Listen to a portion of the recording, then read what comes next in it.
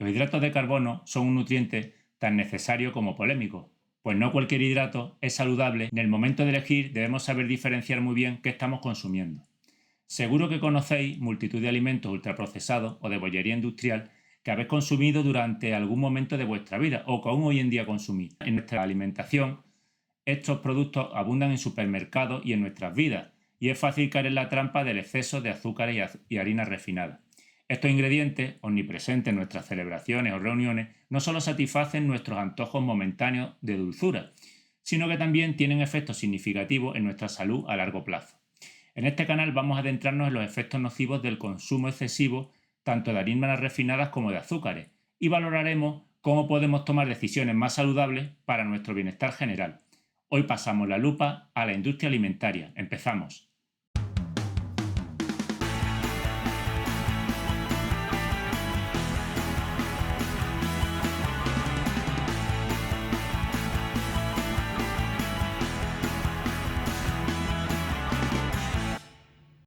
Si entráis en una tienda de alimentación o en un supermercado, encontraréis montones de estanterías con las llamadas bebidas de fruta, compuestos en su mayoría de azúcar y agua, en un 95%, y con un pequeño toque de zumo de fruta real. Esto es lo mismo que encontramos en las bebidas azucaradas como Coca-Cola, zumos de naranja o de fresa, etc.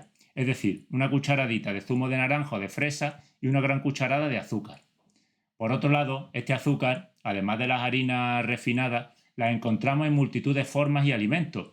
Pero una de las cosas que ha ido cambiando a lo largo de los años no es solo la calidad de la comida, sino la agresiva y a la vez sutil campaña publicitaria que recibimos en nuestro día a día. La industria alimentaria realiza grandes inversiones en investigaciones sobre cómo introducirse en nuestras vulnerabilidades. Por ejemplo, solo tenéis que recordar los anuncios de Coca-Cola rodeados de amigos, de familiares, atletas que la consumen, etc.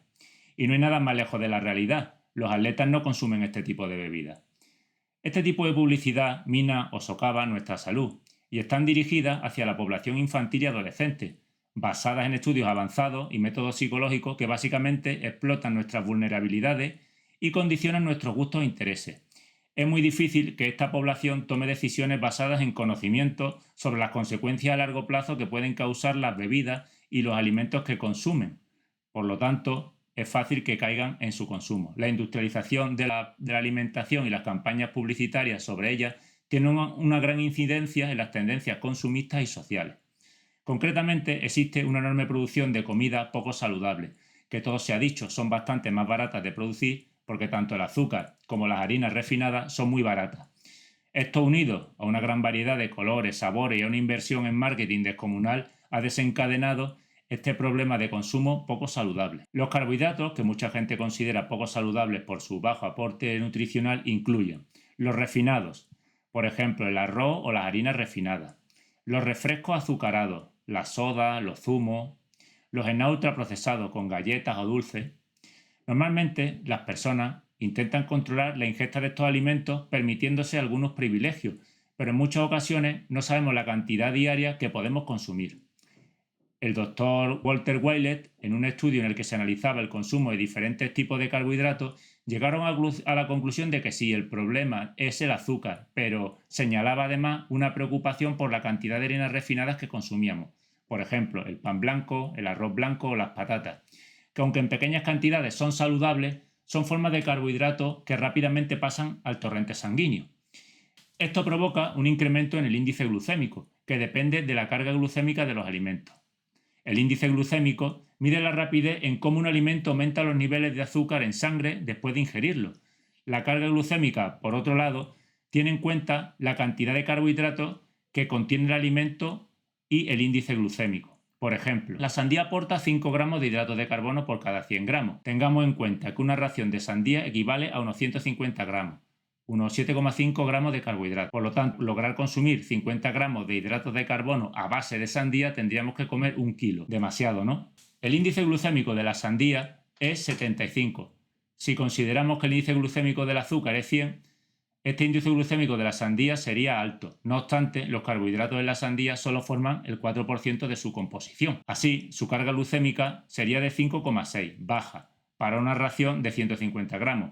Por tanto, a pesar de que los hidratos de carbono contenidos en una sandía son de rápida absorción, El impacto que produce en la glucemia es escaso por la poca cantidad de carbohidratos que aporta. La sandía es considerada un alimento muy saludable tanto para diabéticos como para cualquier persona, sin que su consumo ocasional suponga ningún riesgo para la salud a razón de su íntima cantidad glucémica. El sistema digestivo descompone los carbohidratos de las comidas y las bebidas en glucosa. Por ejemplo, tanto el arroz como las bebidas de soda serán descompuestas en carbohidratos simples en nuestro sistema digestivo. Estos azúcares son transportados a las células del cuerpo a través del torrente sanguíneo.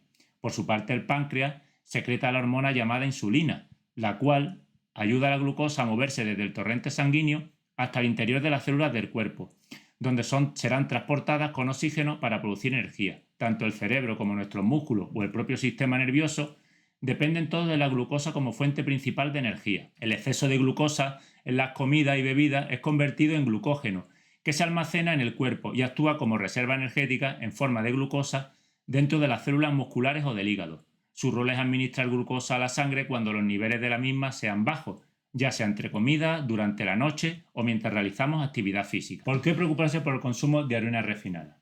En los años 80, el American Heart Association o las organizaciones que promocionaban la salud inducían a la gente a consumir más arroz blanco o pasta porque no contenían apenas grasa. Pero en el primer paso del procesamiento, tanto el trigo como el arroz es el refinamiento, es decir, un procesamiento por el cual se quita tanto el salvado, parte externa rica en fibra, como el germen, que es donde se encuentra la mayor parte de los nutrientes, por ejemplo los minerales, varias vitaminas B, el hierro, etc. Como vemos, las tendencias alimentarias cambian como así avanzan los estudios y las investigaciones. No todo lo que creíamos que era saludable lo sigue siendo, pero necesitamos cierta información para poder tomar decisiones.